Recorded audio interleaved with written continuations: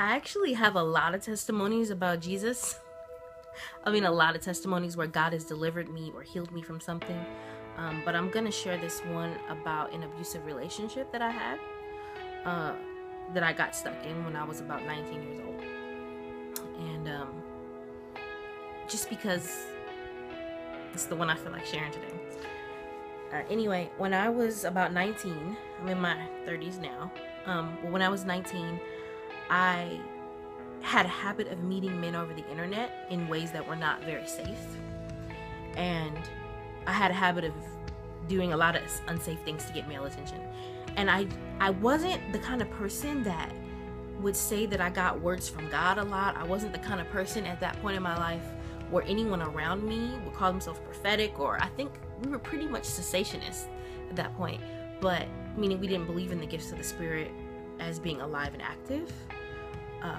But somehow God pierced through that and he let me know that I should stop meeting men this way. I remember it very clearly. I knew that God was saying to stop it. But I didn't. I didn't stop it because I was really desperate for male attention. Because I think ultimately not knowing my father and not getting that healthy male attention, I was just, by the time I was in my teens, I would do just about anything to get it, to fill that void. So I totally disobeyed that, even though I knew it was God telling me to stop. And I went and I met this guy online. He was a total stranger. Someone I had gone to school with like 10, 12 years before that and never saw again. And I didn't know him. And I got on the bus and went to his house. And I got into a relationship with this guy, which got physical. About a month into the relationship, I lost my virginity by rape. And it happened over and over again in that relationship. I think I have a conversation with him to explain that I didn't want that to happen anymore. And he'd say, yeah, sure. And then the next time I'd see him, he'd do it again. And somehow it was totally demonic. It was totally of just oppression that was coming over me. Oppression, depression. Somehow I felt like I owed this abuser something, like I couldn't leave, like I needed to just be with him forever. You know, just it was really demonic. And I tried to get him to like go to church and stuff because I had been Christian, but of course that didn't work out. Well, the testimony in this is that even though I was letting go of all my relationships with people, friends and family, God wasn't letting go of me at all. And scriptures would come up. You know, I try to read the Bible and I feel like this depression was so strong, I feel like I couldn't read it. But what was already sown in my spirit, I would still remember sometimes.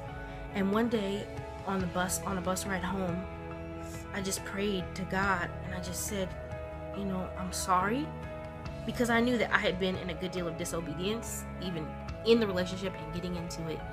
And I said, you know, please help me. It was so short, and I didn't even feel anything.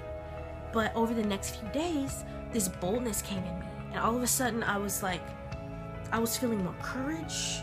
When you're in an abusive relationship, you don't feel yourself, but God was rising up in me, and I did feel. I'd look at that guy, and suddenly, instead of feeling bound to him, I go, why am I in this relationship? You know, and it kept building. And then I talked to a pastor I knew, and he said, why don't you just separate for like a week? And I would have never had the courage to do that before God started moving in me. But I did, and I did it for a week. And when that week was over, I broke up with him. Then he stalked me. He stalked me for 2 or 3 months. And sometimes he would come to church, which I could never get him to do before. And after a few months, one day after church, as God just kept breaking chains off of me, even though I wasn't totally healed, he was delivering me from all that fear. And I just remember he tried to corner me in the parking lot or near the parking lot, and I just told him. I was so bold in confronting him about the stuff that he did when we were together that I scared him off. He got scared. He never came back. You know, he told the pastor that I was going to try to get him beat up or something, you know, and he never came back.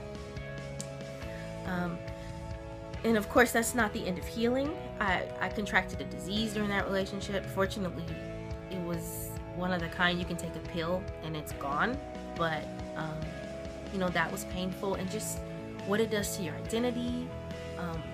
When you lose your virginity like that, it's like your ability to relate to sexuality in a healthy way gets jacked up. And you know what? Over time, God just kept dealing with every one of those things. And with the scripture, he would just change my mind, the way I saw things. And he just healed me, you know? I mean, it's amazing. He gave me power to see that I could get out. He gave me power to get out. He gave me power to scare a stalker out of stalking me. and then he healed my heart. And now I've been married for more than 9 years with my husband, and I'm able to have healthy relationships. Because instead of me just growing bitter or jaded inside, God actually came in and healed me so that I could trust men and I could have healthy sexual relationships and just healthy relationships, period. You know, so I have a testimony about Jesus.